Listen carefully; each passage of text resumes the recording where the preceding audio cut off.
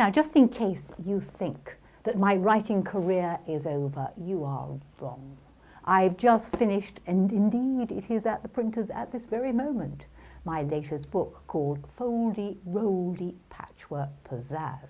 And you might say to yourself, that's a very silly title. Why? Well, this is the mock-up of the book. This is my little red book.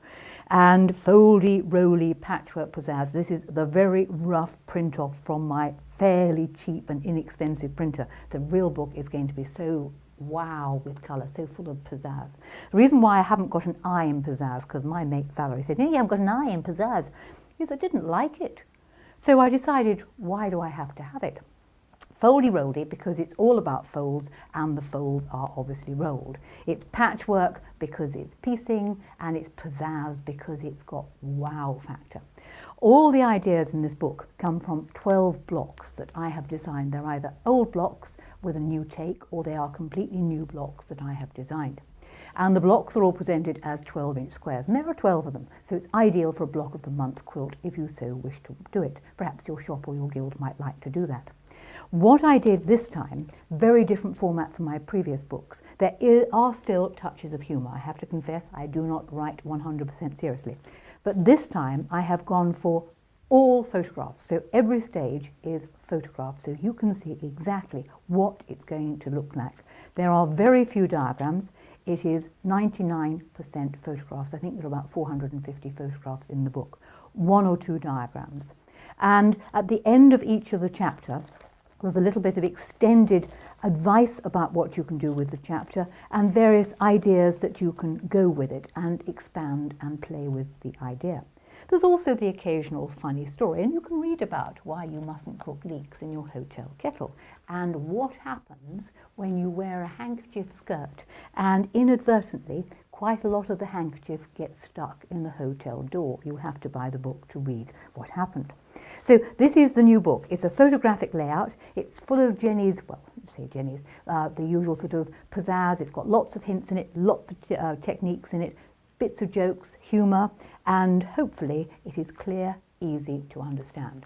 What's it got in it? Okay, let's get rid of the book and what it's got in it.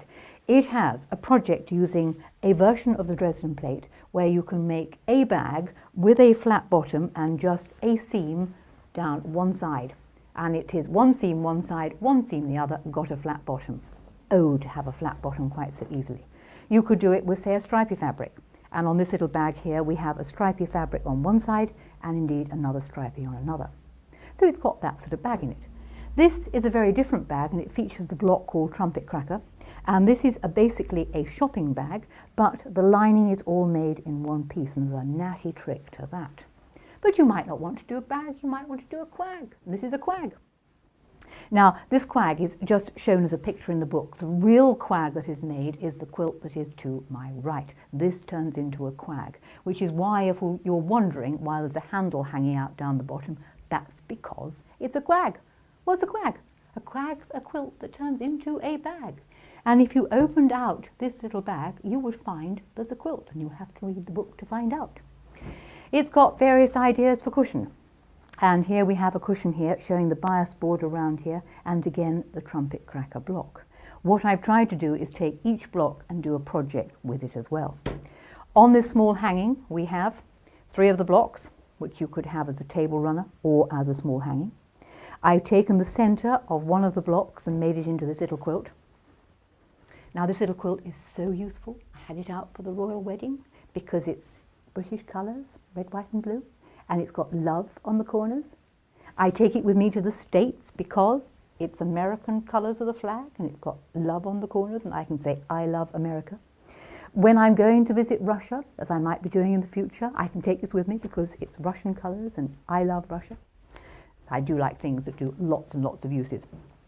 Another little hanging or a bed headboard, they're again done in calico. So you can take the ideas, you can put them together as a quilt, like the quilt that's behind me.